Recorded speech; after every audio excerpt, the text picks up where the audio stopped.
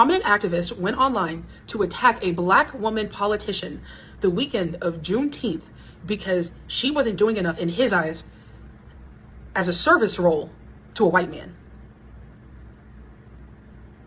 Am I processing that right?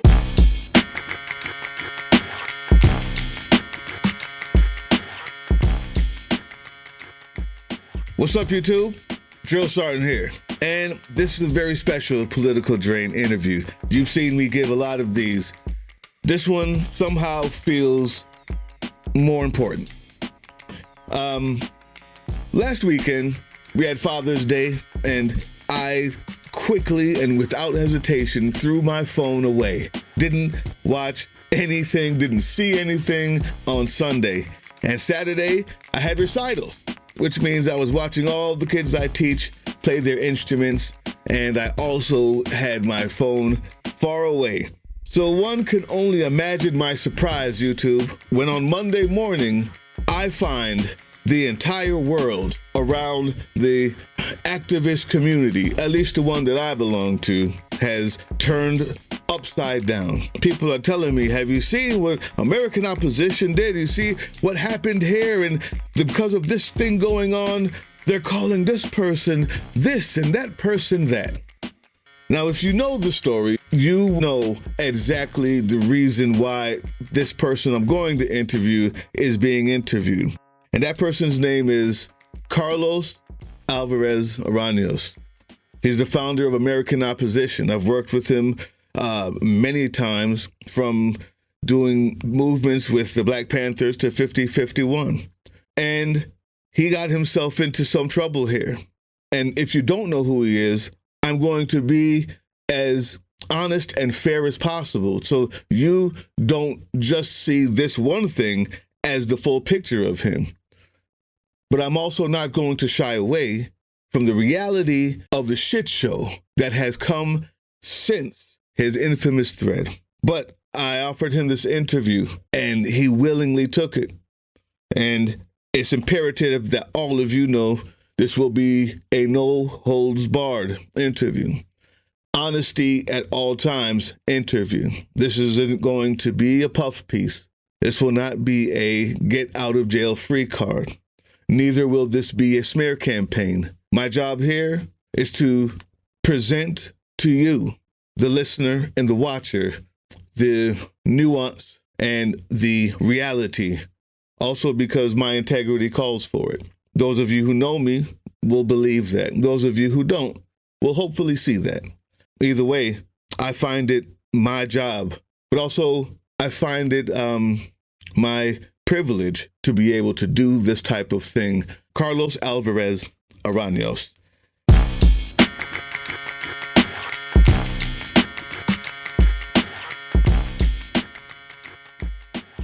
I hope that I have made it clear to everyone from the beginning exactly how this is going to go, and I hope that that kind of seemed fair to you. Does that seem like a fair assessment of how I presented this interview to you when you said yes? Yeah, and thank you for having me, Doug. As I told you when we spoke, I am not the person that everybody's made me out to be. I'm a little bit concerned that people drew those conclusions from a single post or from a set of posts on social media. As you talked about, it's all about integrity. It's all about letting people know what our truth is, who we are, where we come from, and why we're doing this and what we're doing. And as we head into the 7 days in DC, as we head into the 4th of July march, what's important to me is the mission. But if I become a distraction, then I want to make sure that people understand who I am, where I'm coming from, what I said, what I feel, etc. Just because it feels like the right thing to do, and to make sure that we protect our movement, that we protect the American people, and that we frankly don't allow the fighting to become internal between us, because that helps Donald Trump, and that's what they're trying to manifest. So I want to make sure that I take responsibility for everything that my organization does. So there's the responsibility part, the integrity part, telling the truth as I see it, and then most importantly, the mission part, protecting the movement that we've built together Outstanding. So let's get this started. What I'm going to do is, for the people who don't know you or haven't heard about the incident of you writing on Threads, or you're someone in your team or whatever it is, American opposition falls on your head. So we're going to say you writing a piece about Jasmine Crockett that said that she needs to, and you can correct me if you believe that I'm misconstruing or misrepresenting it. She needs to back Tallarico more fervently. She needs to say the words, "I endorse him." And because she refused to, that you were going to just not only remove your endorsement from her, but also ensure that she doesn't get any more seats in office again, as I would say a retaliatory measure, but you would probably say as a consequence. Is this a fair reading of what it is that you said? I think it's a fair reading of the post. I'm not sure it exactly captures what we meant by the post. And I think in life, what you say is one thing, what people hear is a different thing. That doesn't mean we're not responsible for it, but I don't think it was meant in that retaliatory way. I think it was meant in the sense that we lost faith in her.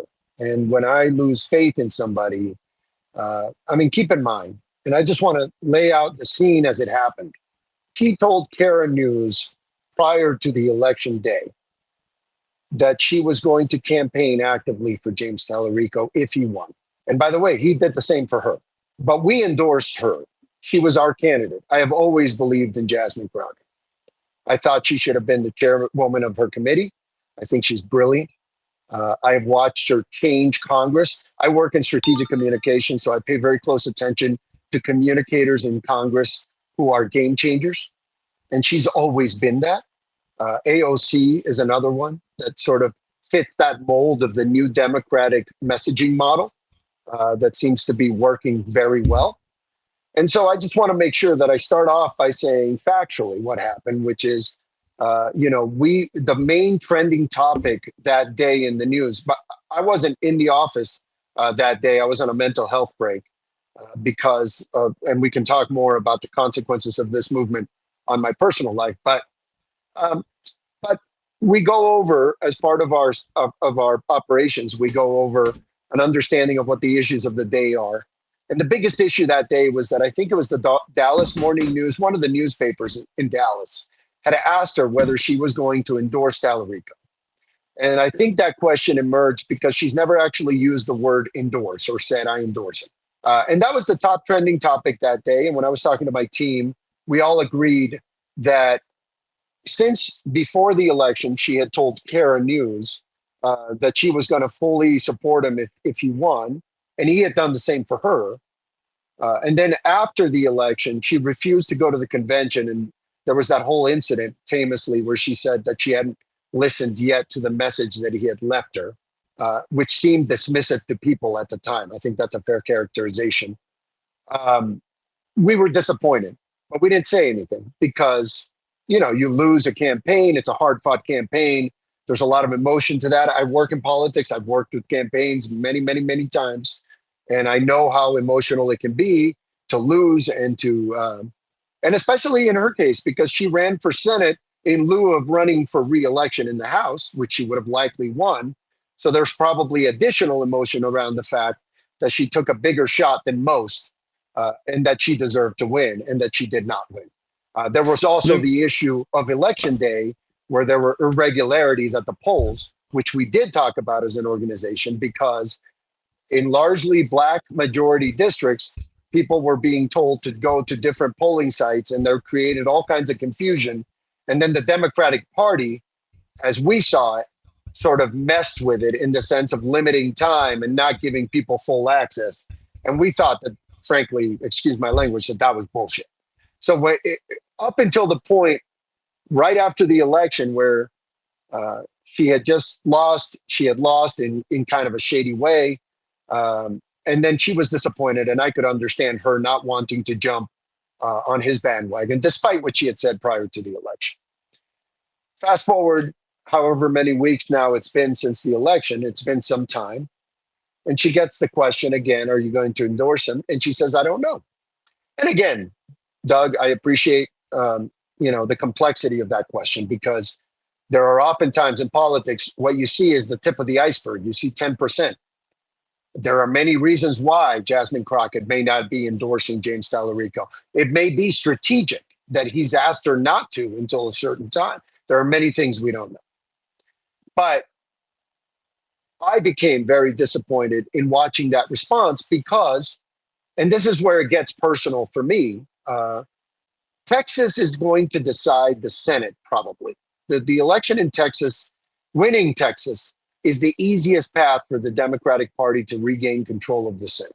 So in this day and time, we have, if a party can capture both houses, they have a tremendous amount of power to force change, even if they don't control the White House.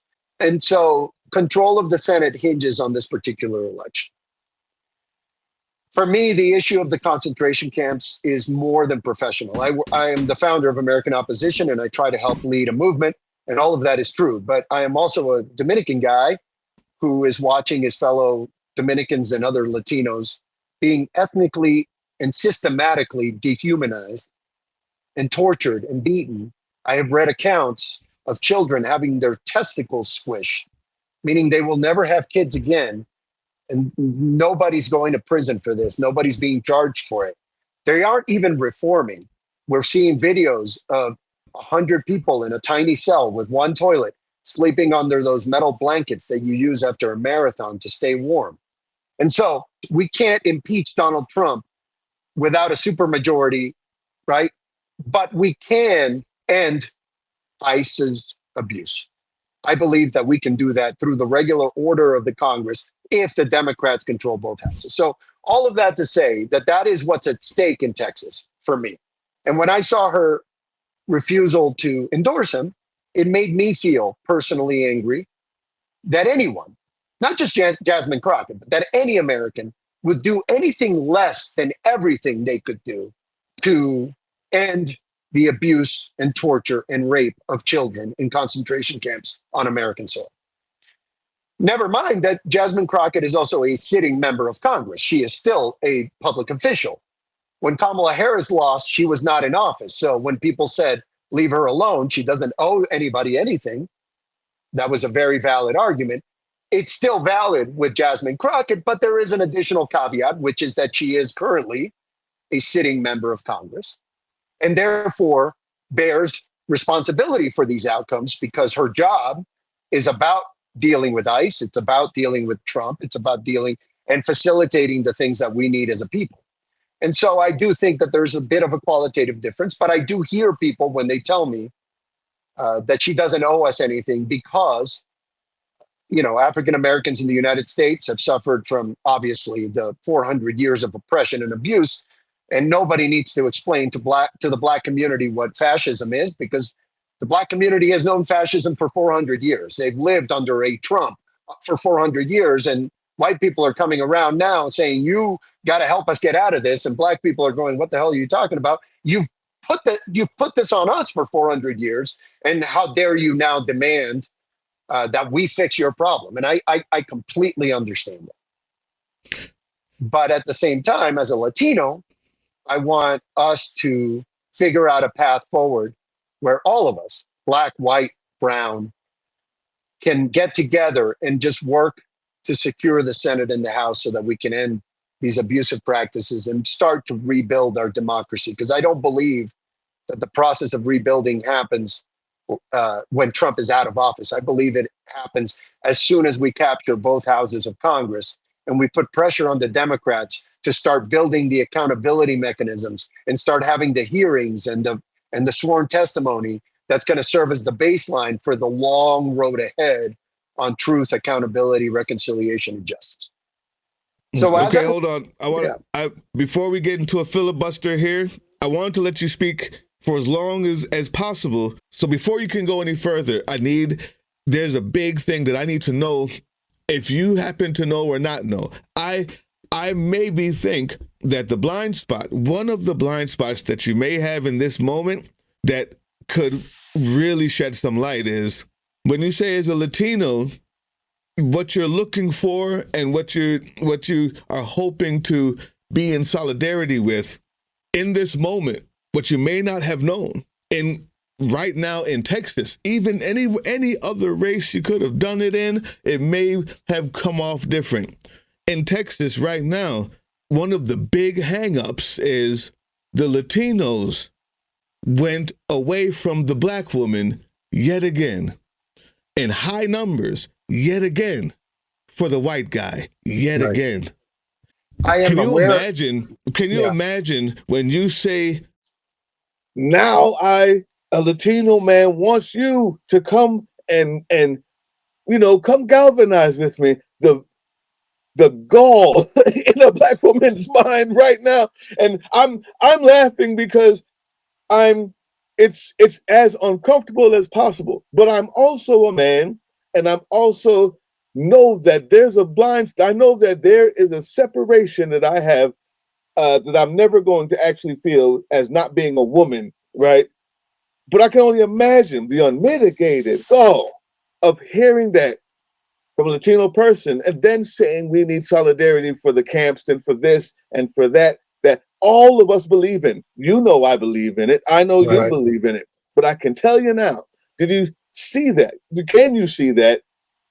Did you imagine that when you were saying things like, well, not only are we attacking, and I say we as in a whole, not only are, I'll take from the black woman's perspective, not only are they attacking her and making sure that yet again they vote for the other person, but also now saying that we're never going to allow her to run again, or we're going to do everything we can to ensure that she Right. never gets office again. Can you see how that looks or how that is? 100%. And it's, I will tell you again, I promised you the full truth. So here it goes. I knew that, but I didn't know that in the sense that it wasn't in my mind. It wasn't in the cartridge in my mind when I was thinking about what she had done. What I saw that day was my anger about her refusing to do what she said she would have done. What I did not see or did not think to see, and it's a very valid point that you're making, is that there were a couple of elements, not just that element, but the fact that over Juneteenth, the white supremacist movement was so active online, creating maximum chaos and saying the most horrible things under every Juneteenth post. And I it's one of those things where you hear about it. I didn't see it, but I heard about it and I was aware of it. So yeah, for completely honestly, that day I did not think about the fact that the Latino voters in Texas had voted for Tallarico and had once again betrayed the black community and not kept solidarity with the black community when they were supporting one of the most excellent members of the House in a shot to go statewide in Texas, which would have marked a remarkable change, a remarkable evolution in terms of the politics of the state of Texas. And I also see the fact that people were saying she was unelectable and are now asking her Right. to help the quote unquote electable guy get ahead. I see that as well. And what I would say to you, Doug, is first of all, and I would say it to the nation and to the people of Texas, is first of all, I am sorry because I should have seen that. And the reason we apologize is because I should have seen that. And that's on me. And I am very sorry that when we call it timing or you call it positioning, none of that figured into this. And that's why this mistake was made. It was made because I supported her so much when she ran, and I wanted her so much to address the issue I care about the most, that when she disappointed me on that, I answered that disappointment with my personal thought and then doubled down with my personal thought because I was not loading the context from the perspective of the Black and particularly the Black female community of Texas that had been betrayed by Latino voters by white voters certainly, and by everybody else who called her unelectable. Because if Jasmine Crockett is unelectable, then who the hell's electable, right? Yeah. And more importantly, if Jasmine Crockett is unelectable, what they're saying is that she's unelectable because she's black. Because there's nothing Period. about that woman that says anything other than she's one of the most excellent legislators maybe we've ever had. And that's real life. And so, I mean, when you watched her, do the cross examinations in those committee hearings, you're watching not just capacity, you're watching excellence, right? And so I owe the nation and I owe the black community an apology because I did not see things from their perspective. I did not practice the empathy that I often practice, by the way. I don't fuck up in this way all the time. I fucked up in this way this time. And I really mean it. I am profoundly sorry for that because it hurt people. And I never want to be a source of hurt. More importantly, my job is about creating the equality that we're all seeking, but not just creating the equality, but addressing the injustices that prevented it in the first place. Because it's not about going back to something that we had before. It's about building a new system that addresses historical inequality. I'm a kid from the Dominican Republic. I grew up under an elected fascist. Our forms of racism on my island are overt. You can see it clearly.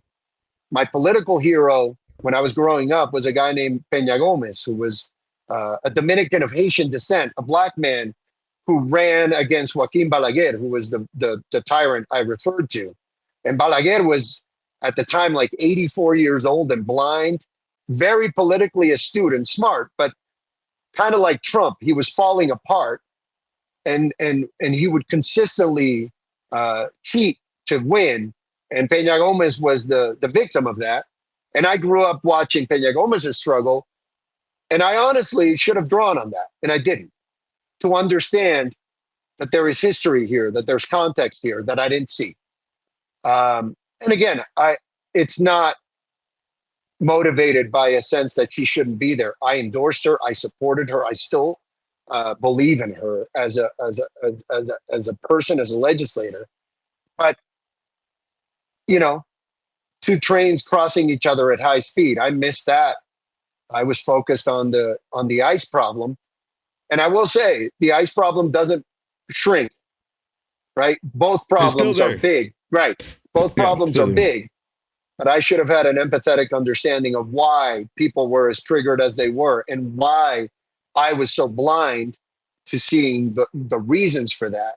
But I'll tell you, I worked on a lawsuit in 2020 for a group called Don't Shoot Portland. It was the main protest group in Portland, Oregon, which is run by an amazing woman named Teresa Rayford. And Teresa was one of our plaintiffs in the lawsuit. I was working the communications of the lawsuit with the legal team at Protect Democracy.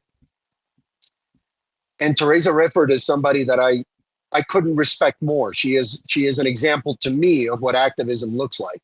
She's somebody I've learned from to build this movement, and somebody I look to as an example.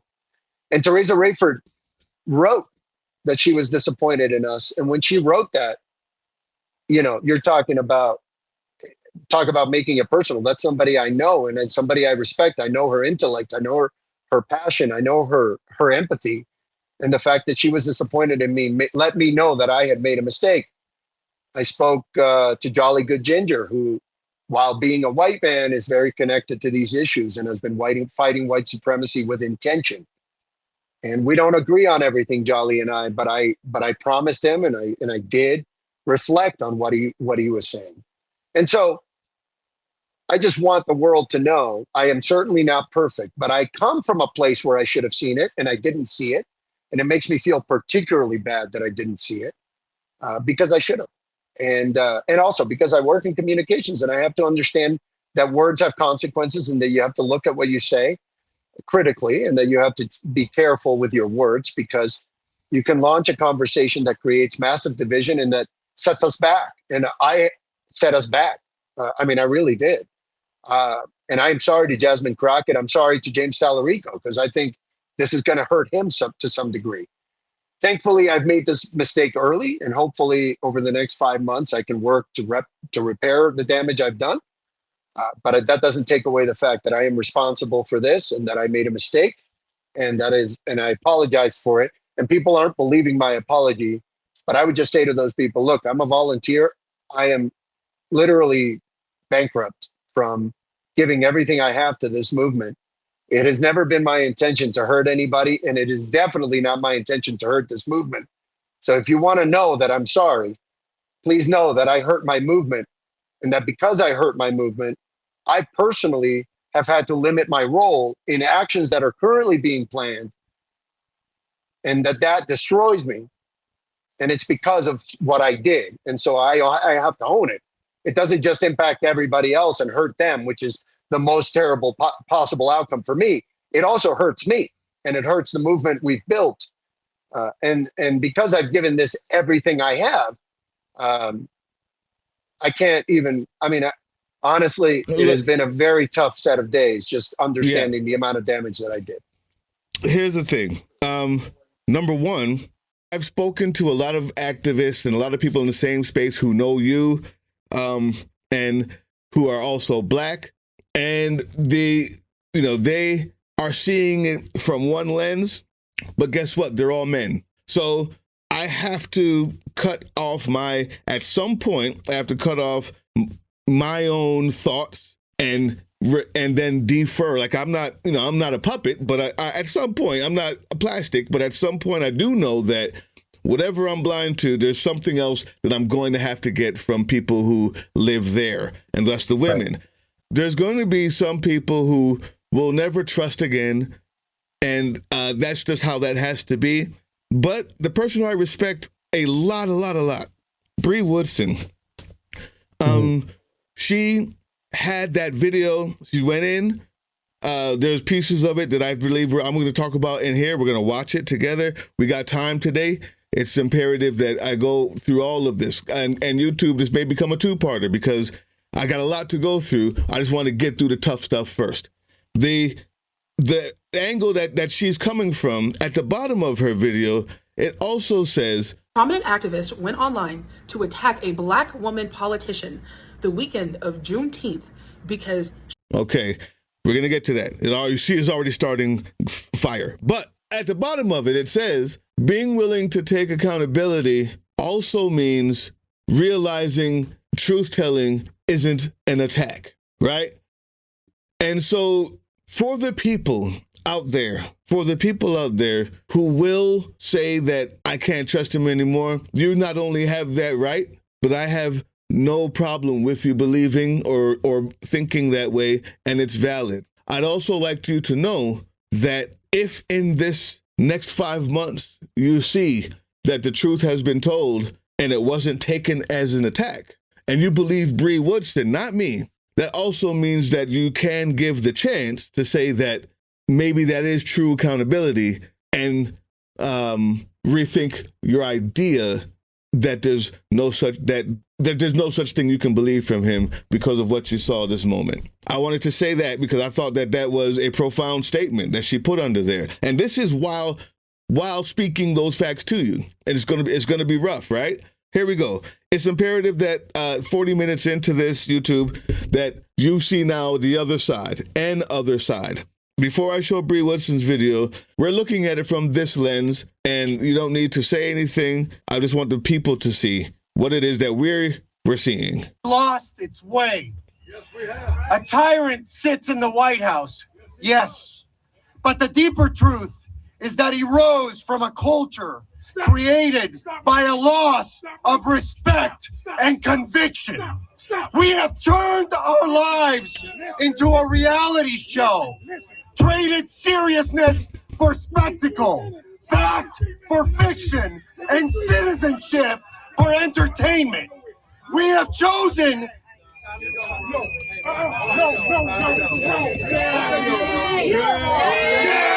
What you're watching there, YouTube, is somebody who came in and decided to be a disruptor during the event, and they're pushing him out. All right.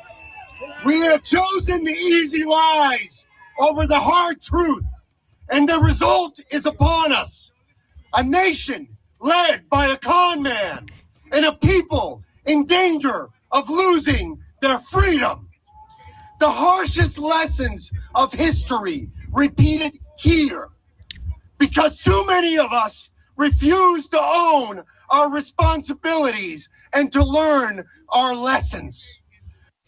Part one, when the lens that you're hearing me and the other black men who know him, when the idea is, has he taken responsibility? I see it through the lens. It's easy for me to see it through the lens of what he just said. And so I have no problem doing an interview like this because I'm going to expect that what he says there, he will now have to do. Freedom has never been easy. Democracy has never been cheap. Citizenship is not a slogan or a post or a vote every 4 years. It's work, it's responsibility, it's discipline. Upholding the hard way over the easy way, holding others to account. Part two, YouTube. What you hear there is, and all of this is coming to, I want you to understand my integrity, the other people who may have been on his behalf, and this is especially, I'm just going to say it for people like Chance, who's being called a racist for sticking up for him and all these things. That right there applies to him. And when I see what he said about Jasmine Crockett, knowing that this is his thought, I can also see that I believe that this is what Carlos was thinking when saying, you have to take the hard way, Jasmine. You have to, I know that, take the not easy way. I've already laid it out. Why it was, everything is wrong. If I didn't know him, maybe I would very easily dismiss him. But hearing there what he said, I can see it from that lens. And if you can't understand that, that's fine. But I'm just trying to show you the other side. There are people who never met you, Carlos, who I'm trying to make sure now in the middle of the video, in the middle of this interview, see a different perspective as we continue on with this really tough, no holds barred interview. And you continue on through it with me. Does this make sense to you? You understand what I'm trying to do here? Yeah, absolutely. Okay. Too many of our fellow citizens have betrayed us by seizing the easiest shortcuts. Now, do I believe that you thought that was Jasmine Crockett? No, I don't think so. But do I believe that that attitude that you have here, that one that I know of you, taking the shortcuts or trying it the easy way or not standing on backing Tallarico, all of these things in the light of how you may have seen it, I personally, and a lot of other people who know you, can say, I know why he did that. Damn, I know why he did that. That sucks. That sucks. He was wrong, but I know why he did that. Now, people out there, if you can understand that that is just a fact, that is just what it is. That I can't lie. That's what that is. Now I'm going to play the other video. And I think it's only fair that you guys see that side, that you guys see his accumulated actions. No one person is the one thing that they've done the day before, but the accumulated actions up until then give you more insight of maybe what he meant, right? Now we're going to watch Bree Woodson. Prominent activist went online to attack a black woman politician the weekend of Juneteenth because she wasn't doing enough in his eyes as a service role to a white man. Am I processing that right? I have to say, watching this entire thing unfold with Carlos and American opposition and his blatant attack on Congresswoman Jasmine Crockett, it's not surprising, but it is one of the most frustrating things I've seen in activism space in a while. And to be honest, this really isn't about endorsements. It's not about James Tallarico. What it is entitlement, and it's entitlement to black women's labor. So what happened is pretty simple. Jasmine Crockett endorsed Tallarico after his win as the nominee. And for most people, that in and of itself is the support that's expected, and that's enough. But apparently for Carlos with American opposition, that wasn't nearly enough. And he wanted to see a whole lot more. Instead of just taking Jasmine Crockett's endorsement of Tallarico as the support, Carlos decided he was going to go online to his Threads account with over 100,000 followers, publicly attack Jasmine Crockett, withdraw his endorsement. He even went so far as to say that she should be blocked from holding office again, and he was going to make sure that she doesn't. What? So it never occurred that demanding labor like it's owed from a sitting member of Congress is inappropriate? It didn't occur to you that this black woman who had already offered her support is now being told that her support doesn't count because it doesn't look in the way that you want it to look? It never occurred that that wasn't okay. What I think we're actually talking about, though, is this expectation that black women are always supposed to be available.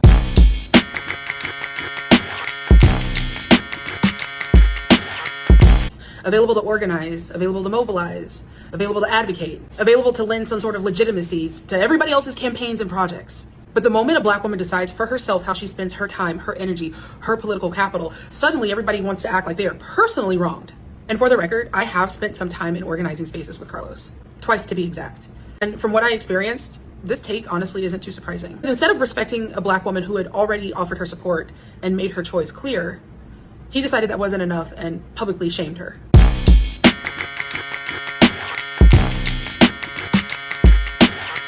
You know, this dynamic is something that we've seen before, and it's starting to become a pattern. This is the same exact way people treated VP Harris after the presidential election. So many questions about where's Kamala? What is she doing? Why isn't she saying anything? Why isn't she doing more? The assumption underneath all of those questions for both of these women is that their actual role is to serve other people's campaigns, and that's not it. Why is it that we want black women's energy and efforts, but not their leadership? Okay, two things. I respect her the utmost, to the point where I followed her around like a little kid with a camera for her entire campaign to make a documentary, because I respect her intelligence, what she has to say, what she's been through, her story, and her ability to lead. When she says the question that arises with black women and people expecting them to do stuff is that they expect their help, their push, what they have to offer, but just not their leadership. I will say that does not apply to you because you endorsed her over Tallarico and wanted her to win and be the leader. You endorsed her early so that she could be the leader. So number one, everybody who heard that part of the video, that doesn't apply here. The American opposition wanted her to be the leader, so much so that they endorsed her and fought for her to win the election. The second piece is, I also don't know, but I'm a man and not a woman, where the idea that she said that it's not as surprising that you would have this take, maybe aggressiveness, or maybe your take on certain actions that she saw that I didn't. I don't know where that comes from, so I will not back that up either. Everything else, can you respond to? Yeah. It's an interesting thing in life, context and where you come from, how it shapes how we see the world and how we understand it. And the question of empathy and learning and living through other people's experience and being able to understand people and to some degree to predict them and so that you can build yourself as a better friend or a better ally or a better partner. I've worked on that my whole life. Part of it is that I've worked always in very high stress jobs. Worked for an organization called Protect Democracy in 2020 as part of what Time Magazine called the secret bipartisan campaign that saved the 2020 election. I worked with Nina Jankowicz at the American Sunlight Project in an effort in 2024 to protect the election from disinformation. And now I'm working to serve this movement. And I meet a lot of different people in a lot of different contexts, and I try to understand them, and I try to get into their experience so that I can better lead and so that I can better serve. When No Kings became largely white and suburban, my response was, we need to make it more black and more brown. And I went out and we built the mass blackout in conjunction with black and brown leaders to build the largest black and brown led boycott, I think, in American history for Black Friday. we've liaised, as you know very well, with the Dr. Ali and the Revolutionary Black Panther Party. We have done all of these actions, direct actions at Mar-a-Lago, at Broadview. We brought the Latino community to Broadview, which required talking, and Bree was there, meaning in Chicago at the time. That was one of the times I was with her, where we needed to even negotiate with the police on behalf of the local Latino community to make sure that they could feel safe enough to come to an ICE facility and express themselves. And so Black and brown voices, for me, centering those voices is the most important thing I can do, because a white suburban movement isn't what we need, because a white suburban movement wants to go back to a place where white suburban people are the dominant people in this country. And that's not the result we're trying to achieve. We're trying to achieve true equality and to address historical inequality so that we figure out a way to move forward together without the resentment of history unbinding us. My point is that I want to walk in the lineage of people who are trying to center Black and brown voices. As a Dominican man, that is my priority for my own people who are being incarcerated.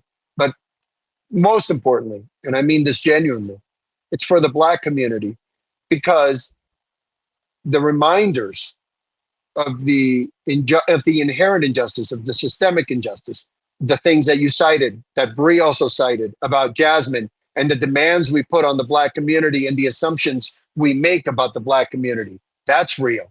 And we need to grapple with it. And then giving people their due, the idea that, labor, when people commit and when they, when they make a difference, as Jasmine has, to have the respect for them to say, you know what, I'm not going to tell you what to do. Maybe I can go and ask you privately, which is probably what I should have done and didn't do. And so I sit with all of that. And it's not a clean sit, because I'm wrong. And I was wrong in this context, not just wrong in terms of the post, but wrong in that I did not shape my thinking properly. I didn't open up enough windows to let enough light into my brain in that moment to understand what I was saying and what was being heard, and to account for things that I know. I already knew them, but I didn't use them. And that's a particular kind of frustration, because I already knew it and I didn't use it. And it makes me feel, frankly, stupid. You just sit there with yourself going, fuck, I knew better and I fucked up. And so it's an interesting problem, because textually, if you read what we said, that Jasmine Crockett should help Tallarico, it doesn't read as much other than what we said to Bernie Sanders when he refused to endorse or refused to drop out of the primaries, or we thought that he wasn't doing enough for Hillary. And by the way, at the time we told Bernie, hey, you need to do more. So it may seem like the same message, but what Bree gets right, that you get right, that I didn't see, that I knew better, but I didn't use it, is that it's not the same demand because of whom you're demanding it to, or from, I should say. And so it's also the other side of it is, I think the main problem for me is that little bit extra of saying we want to make sure that you don't have any more political say, right? That you don't get elected for anything else. Well, I think that was a statement out of anger that you added on that was unnecessary. I think if you didn't say that part, they would still be upset because of all these things I've been telling you about, all these contexts that have been going on. And there's another context that white folks have been going in all of a sudden on Jasmine, and how she's ghetto and how she's loud and aggressive and the same old tropes. This has been, I promise you, if you'd had spoken to me 1 second before, I would have said, don't say nothing, bro. Don't do it. Because right now what's happening with that is becoming bigger than the election, bigger than even Jasmine Crockett.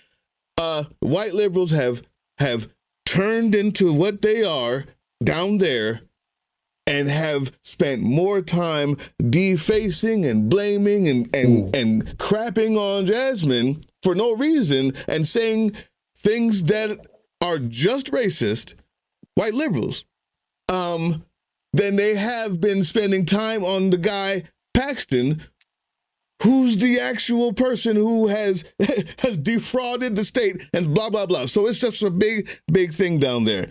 So even all of that, if you had taken that last part out, if that last part wasn't there, there would be a lot different response to an apology that I thought was a good one. And I'm going to read it now. The only reason why so many people are like, no, forget it, I can't come back, is because of that last part. I think the first part, you may not be the only person thinking that. I just don't think that anybody who knows about what's going on down there thinks that is worth saying. But if I believe you did the same thing with Bernie, but that last part is tough. And your apology here, if I can read it, Lord have mercy. I'm getting old, man. We owe Representative Jasmine Crockett and our followers an apology for the way we handled our criticism. Our concern was party unity and defending Ken Paxton, in defeating Ken Paxton. But our language went too far and sounded punitive towards Representative Crockett personally. We did not give enough weight to how racial and gender dynamics shaped the way Black women leaders are criticized, especially when they are being pressured to immediately unify after a difficult primary. I wanted to make sure I read that to the people after seeing my video of you and Bree's response, the most well-stated, well-defended response of the position that is against you at the moment, right? You don't have to say anything about that. If you want to say something about that apology, I think it says enough for itself. But I also wanted the viewer, the listener, to see that apology in the light of both sides of him. And I'm going to let you speak some more. I'm going to do the last piece of this video. Abdicating responsibility over themselves and each other, taking the good without also assuming the bad, and allowing themselves to be charmed by the most obnoxious joke ever told, Donald Trump.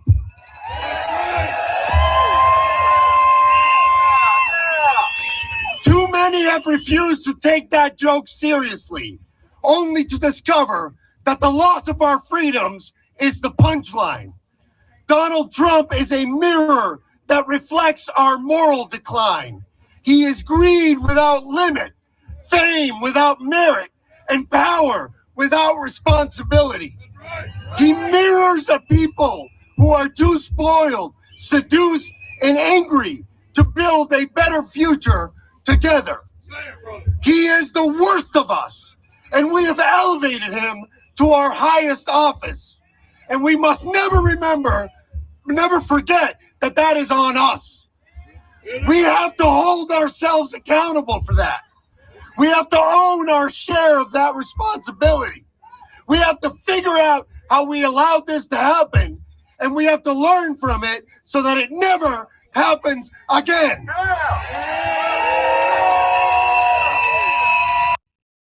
Obvious question. Holding that accountability, saying yes to this is part of that. Just being here, knowing the type of guy I am and how far I would go. Not everybody could do that. I believe Rokana came on SOL, Sons of Liberty, and I think people were like, man, is Doug going to be there? Because we sure like to have people back. And they know that when I'm there, I go in all the way. Seeing that, though, seeing yourself say that, and YouTube, you seeing that side, you seeing what this is about to him, at least in his words. The obvious question is, what have you learned and taken accountability for this moment? And I think that the answer to that question will be more helpful to even the movement than even just people listening, because if it is the right one, or if it is not even perfect and is still growing, what you're learning can be something that all of us will be able to use to be better, especially me, especially men, in this movement, in this moment when Black women are speaking under fire from all sides. What have you learned in taking accountability, like you said in that video? I think the main thing that comes to mind immediately is how sure you can be while you're wrong. Uh, it's an interesting thing, and we go back to the conversation about context and how I may see things differently, obviously, than Black women see them, than Black women see them in Texas, and Black women see them in response to what they're experiencing from my own community, from Latino voters and the dismissal. And I see that across the country, frankly, because Latino voters have voted for, I mean, we're the main reason why Donald Trump is president. And I'm here fighting for a community that kind of wants to be white sometimes, My fellow Latinos seem to want to sort of sell out, particularly in places like Miami. You see so many Republican Latinos, dancing for Trump and fighting for Trump. And then Trump comes and treats them the same way he treats the rest of us. But it makes me reflect on their experience, and even the MAGA Latinos that are wrong, but they're so sure, right? And so I want to be able to learn not just from my friends, but also from my enemies. And this moment is providing me an opportunity to check myself and to check my arrogance and to check my sureness. And as you said, it's interesting because I have run my race. I will not be organizing past the 4th of July. Last month, I realized that we just don't have the money. And then to put things in context for people, we've done, I think, I don't know, Doug, over 25 actions, major actions: remove the regime, the mass blackout, the first No Kings, the first National Day of Protest. We've been here from the beginning. We did the first protest on February 5th. We're joined by 5051 in that. The second one, which became the first No Kings. We did the 4th of July. We did Hands Off. We did all these things that have come to be known as the movement. And we collaborated with so many different people, so many organizations, and et cetera. And we've largely succeeded. I mean, and we've done it all, at least from American Opposition's perspective, with $130,000, which is 4 days of spending for sort of the other org in this space, right? So what they basically spend in a week, we've done our entire program on that. And what that means is that we don't have anything. And so, but we've needed a run of luck that we've had. And as you get into a run of luck, and anybody that, has sort of ever been on a run in a casino can tell you, you get very forward leaning, you get very sure. And normally I would be somebody to have a modicum of restraint in my brain anytime I feel sure about something, to then externalize it, ask somebody else, just check myself, because surety itself is sometimes overcompensation, overconfidence, whatever. Right. And in this case, I just didn't see it at all. And so my ignorance of it in real time scares me, because I have so much responsibility on my shoulders. And if I can be that sure and that wrong, I really have to be more careful. That's just a fact. And that's not about just doing the right thing for Black women, which is obviously personally the most important thing in this moment. But it's also about delivering the movement that I think we need to beat Donald Trump, which I've just hurt, as I said, tremendously. So yeah, man, I fucked up. I did not see it. And I didn't ask for counsel. I have a great support system, including you, people I can call. I can call Dr. Ali Muhammad. It's one of the great privileges of my position, is that I can call a lot of people and ask for advice. I can call Bree Woodson. And at the time, prior to this, she probably would have taken my call. And if I had asked her to reflect on this situation with me, I would have learned something that I did not see. And so there's a humility there that I need to always relearn. I'm a naturally confident person. Arrogance tends to be conflated with that. I don't feel like I'm superior to anybody, for sure, but it's a flaw, right? And so I have to account for it. And I try to. I really do. But I fucked up. I just didn't. And so that's the truth of what happened. And I own it. it's my responsibility, 100%. And you were talking earlier about the organization and my team and me. It doesn't matter. It's mine. I own it. And I own it not because of what we wrote, but because of what I did not do to get there. I didn't do the work. And if I don't do the work and I treat things that way, anytime you don't do the work, you tend to fuck up. Anytime doing the work is hard. And when I talked in that speech about taking the hard way, that's what I was talking about. Do the work, show up in a way that's full, that brings everything to bear. Because then if you make a mistake, then at least you know that you did everything you could to avoid it. But I think the question I sit with right now is, it's not just whether I own it and accept it, Doug. And it's not just whether I said the right thing or said the wrong thing. It's that I betrayed my process and myself by not doing the work. And as you saw in that speech, and by the way, I started this from nothing. I'm a volunteer. I get a stipend for security and for food sometimes. But other than that, I've given this everything I have. And I don't say that by way of excuse. I just mean that that's what this matters. That's the level that this matters to me. I'm a guy that used to make $250,000 a year, whose American Express card just got canceled because I can't pay it. And that's my truth. That's where I am. And I only use that to say that's what my commitment to this movement has been. And then I go and post a stupid thing that I would not have meant in the way that it was received had I done the work. As you said, if I had just called you, you would have said, Carlos, no. Here's what you're actually saying, and here's why that's bullshit. And I would have not only listened to you, I would have learned from you, because that's who I am too. And I didn't do it. And so even if I hadn't written the wrong thing, what this exposes to me is that there are flaws in my system.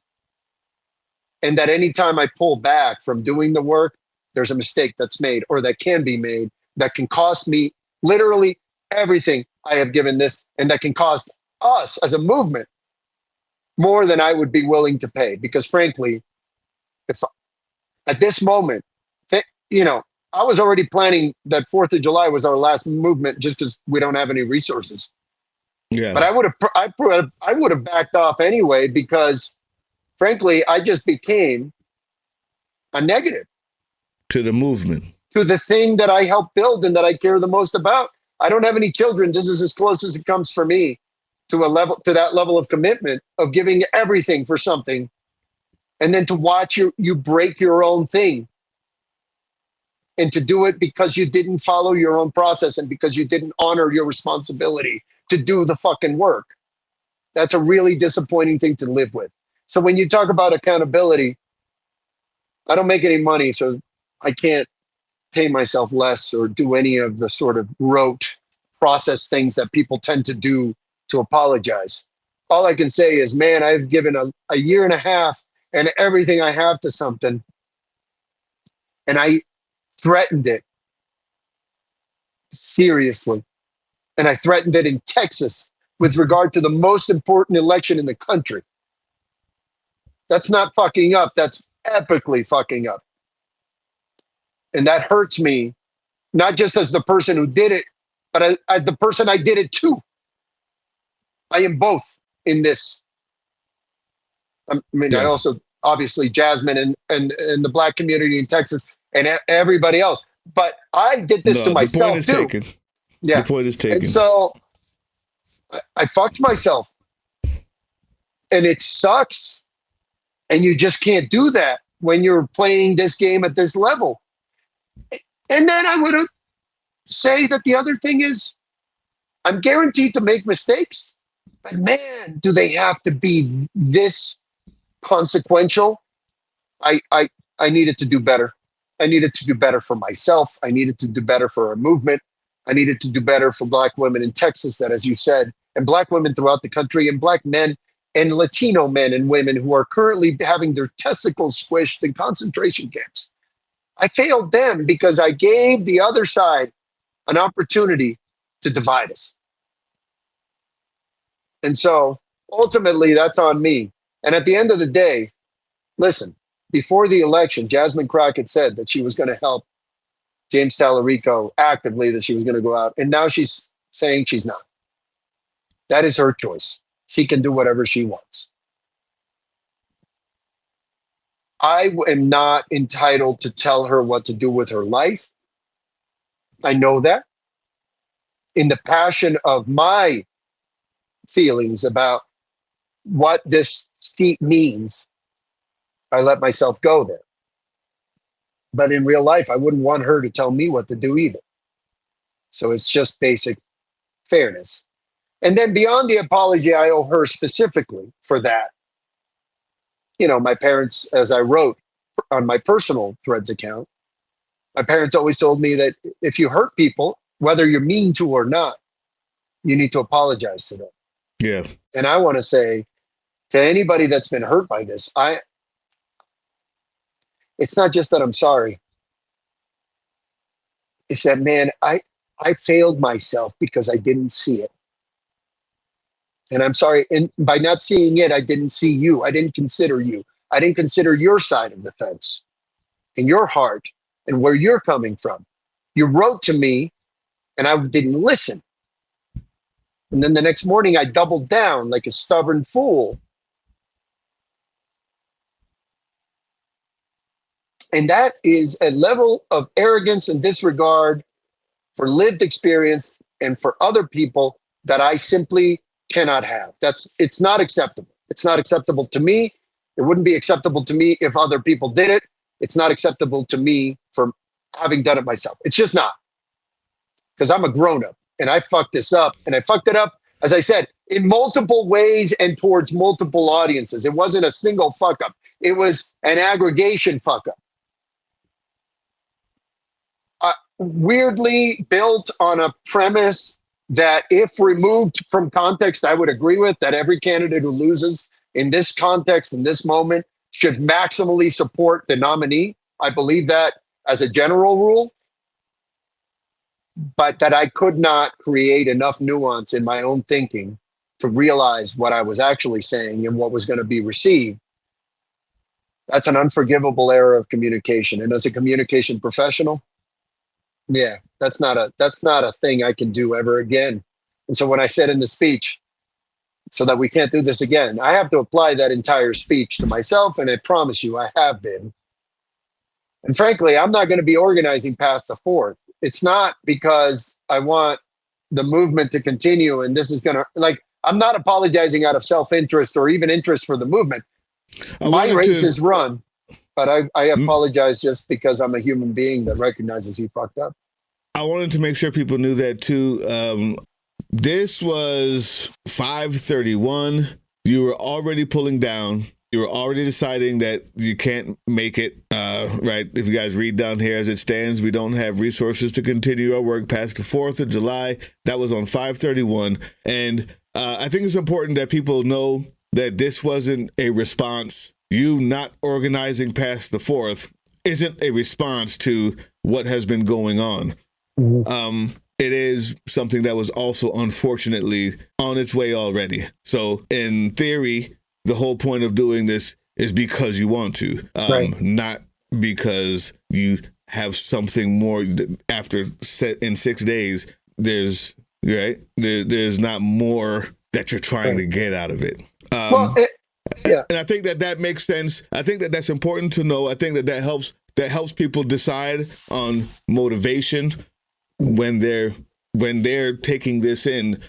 I can't tell anybody what to think or how to think, but I know I wanted to at least give the opportunity for those who didn't know what was going on to find out, and whether or not that works will be up to the people. The most important part, like I said, is what have we learned? And listening to your answer there, I'd like to say, as a man in this space, who I believe still has the respect of everybody who I've encountered almost, except, maybe Gunny, but I hope that that's not the case, Gunny, that I've learned, even when I think I'm right, it never hurts to call Bree. I mean, and I mean that in a funny way, but in a most serious way. If I have black women on speed dial, there's a less likelihood that I'll be missing something that my blind spot is not seeing. As someone who proposes to be a leader and who enjoys the little bit of respect that I have, if I want to keep it, I'm gonna need Bree on speed dial as much as Dr. Ali and Carlos and the Angry Pharaoh and Chance and Rook T. Winchester. I'm going to need Twig. I'm going to need Kelly Kixies. I'm going to need Bree. I'm going to need Jasmine. I'm going to need black women and women in general on speed dial. Yeah, and and to that's be a fair, lesson worth learning.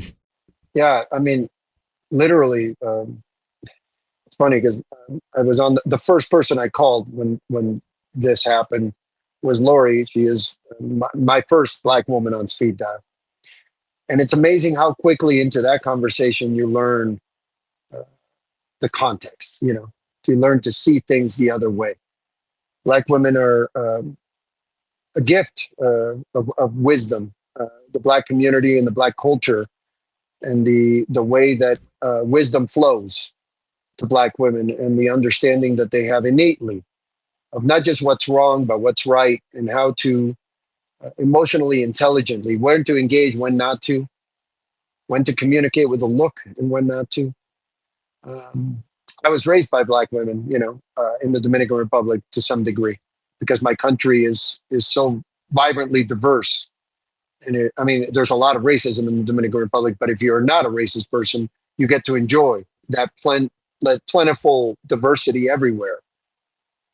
And without the division of segmentation, we don't call ourselves African Dominican. We are all just Dominican. And so in my case, I benefited a lot from that, and I still do. But yeah, I didn't see it, Doug. That's just the reality. I didn't see it. I didn't see it properly. I made a mistake. I apologize for it. I mean it. As you said, I'm not going to be organizing past the 4th. I'm still going to be out there protesting. I'm still going to committed to leading. I'm still committed to doing all the things personally that I can do. I'll probably keep the social media account for American Opposition to continue to talk about the issues that I believe in and the things that I think we need to do in with regard to fascism and to ICE and to these questions as well.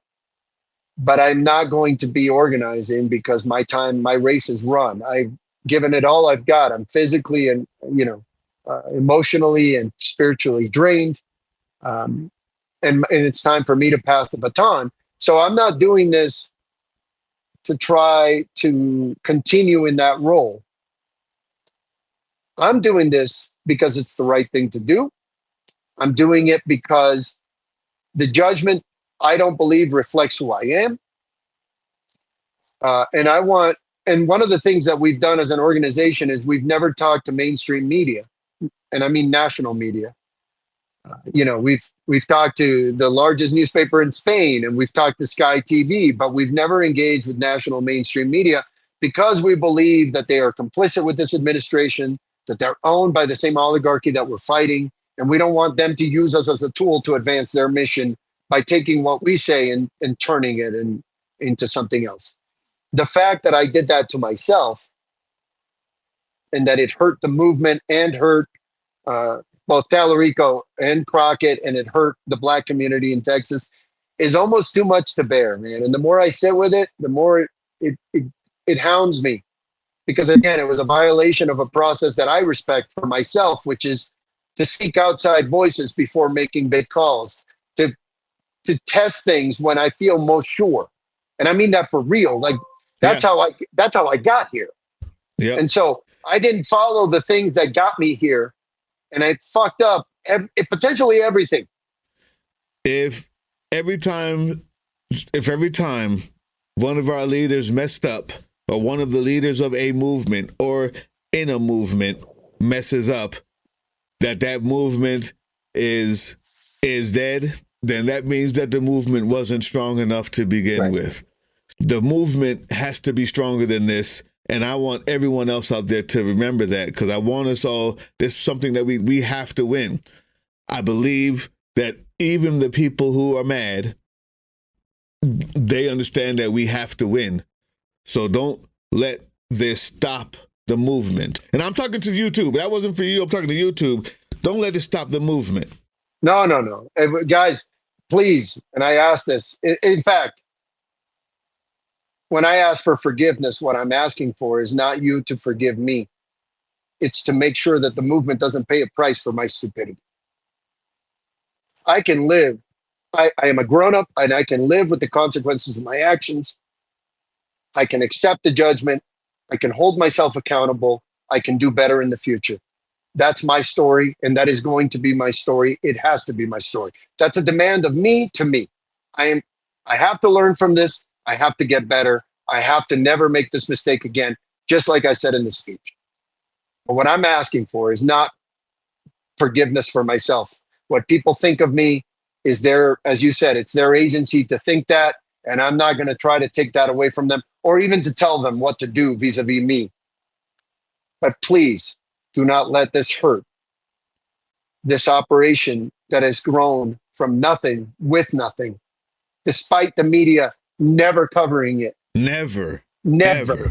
Despite us struggling to break Except for through Rachel the algorithm. Maddow every now and then. Rachel Maddow every now and then. But even then, it's like the real movement, the work that's done behind the scenes. Nobody's profiling the people. Nobody's elevating and empowering them. Nobody's giving them money.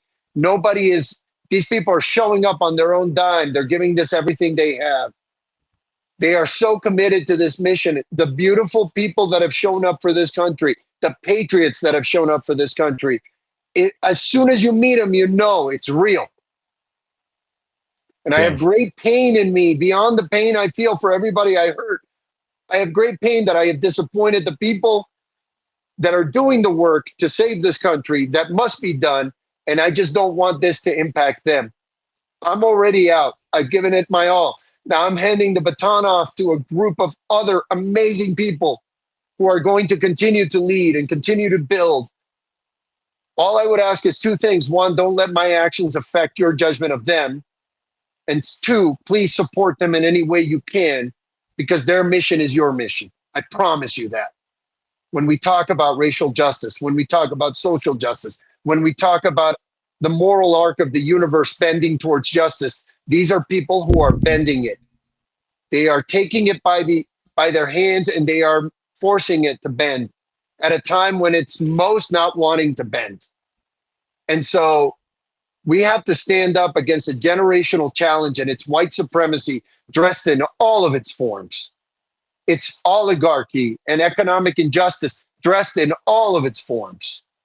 It's the internet and the phone addiction and a global pandemic and all of that stacked on top of it, with global communications and masses of bots that can be swarmed to change opinions and to make algorithms go crazy and to do all kinds of damage. And these problems, they multiply with each other. They make our challenge much more complex. This movement is an answer to an almost unsolvable problem. And the movement was never provided the oxygen it needed to grow, and it grew anyway. Yeah. It grew from the commitment and power of people who are doing the work. And they have trusted me to lead them at times, and I have tried to do my best. And we've delivered all that we've delivered with no money and no support and we've never had a donation above $5,000. We had one for $5,000, then we had two for $2,000, and then after that, nothing above like $500, period. We are a people-driven, fully commitment-based movement, and it comes in different forms. You see organizations like American Opposition, 5051, Indivisible, Flare. They have different names, but they're all the same vision. And they all align with each other and work together and yell at each other and argue and figure it out and get the shit done. And I mean this from the bottom of my heart, man. If I fuck that up because I made a mistake online, I will never forgive myself. Because my job here is to protect that, to make sure that that flower can bloom and that it can bring back light and that it can save this country. And if I can spend 15 months of my life watching that flower grow, only to destroy it based on a social media post and then the follow-up, because I don't want to ignore that. It wasn't just one post. I leaned in and then I doubled down. Yeah. And that pride is stupid. And that pride is not me. I was at my most arrogant and at my worst, and I made a mistake. And it potentially could cost us everything. And I just can't abide that. Not for myself, but for our country and for our future. So all I ask is everybody, please show them grace and support them and meet them and get to know them, because they are leaders too. And they are doing the work that your elected leaders, in many cases, are not. And when people like Jasmine Crockett do the work, I need to be better than to call her out or tell her she won't have a career, because that's bullshit. That woman set the terms for how Congress is supposed to communicate in this day and age. And I didn't think of that. I didn't reflect on that before I attacked her. Yeah. She's part of that flower. She brings that light. And I fucked it up, and I am sorry, for real. So please give them grace, because this movement, it needs you. It needs you to show up. It needs you to donate. It needs you to find ways to build chapters in your own communities. It needs you to show up. And if I've done anything to get you to not show up, this fuck up is much bigger than just about one thing. It's about our future, our collective future, this republic. So please, please, please don't hold it against them. Carlos Alvarez-Aranyos, thank you so much for joining me today, my friend. It's always a pleasure, Doug. It's always a pleasure. And we'll see when you guys leave in the comment section your thoughts on this. I'd love to know. I love to know what you think about this situation, what you think after hearing all sides of, I'm hoping I gave all sides. Whether or not this was a fair interview, whether or not you think this was too strong, too weak, whatever it was, leave it in the comment section, because I want to make sure that Political Drain is a part of that flower, and listening and learning from you guys is the water that helps this grow. Right. And that's all we're about right now. Thank you, Carlos. Thank you, YouTube. We'll see you next time. Hey, yeah, you. Before you click away to watch someone unbox a tactical toothbrush, let's talk about something real. Political Drain isn't just another content mill. We're a digital front in a very real war. Not with bullets, but with ideas, with action, and with solidarity. We pair urgent news with critical education. And we build community around actual resistance, not the hashtag kind. The kind that moves. But here's the thing. None of this is free. It isn't. Behind every video is time, labor, research, and some weird guy asking if we're going to pay the hosting bill. And yeah, some of that money goes to things we can't necessarily say out loud. If you know, you know. Let's just say our special ops aren't Call of Duty LARPers. They're people making real moves to protect, uplift, and organize. You're not just funding a channel. You're funding a resistance network in a world where capital still calls the shots. Unfortunately, in a system built on artificial scarcity, even mutual aid has a price tag. And if we want to grow, if we want to win, we need your help. We need your help. So if you've got even a few bucks to spare, toss it our way. It's not for ads. It's not for merch drops, but for people making moves in the shadows so others can do it in the light. It's just us and you. So fund the mission, fund the fight, fund the future, because nobody's coming to save us. We save each other. That's how this works.